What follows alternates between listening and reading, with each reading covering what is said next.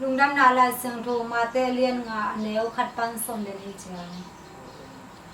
Jesu in mihonpite amu ciangin mual tungah paito in to hi nungzuite zong amah kiangah hong payo hi to ciangin amah thugen hong kipan amaute hi thu hi Lungsim kiniamkhiatte in thupha ngah hi hiam chile vantung gamin amaute hi ada kapte in thupha ngah hi hiam chile amaute in hehnepna ngah hi lungnemte in thupha ngah hi hiam chile amaute in leitung luah hi diktat na hangin gilkiar dang ta na thuak te in thupha ngah hi hiam chile amaute in vak taina ngah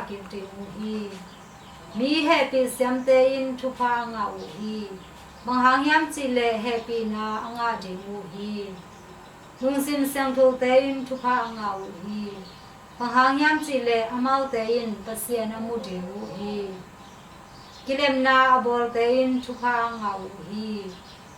hiam chile amaute in pasian tate china ngah hi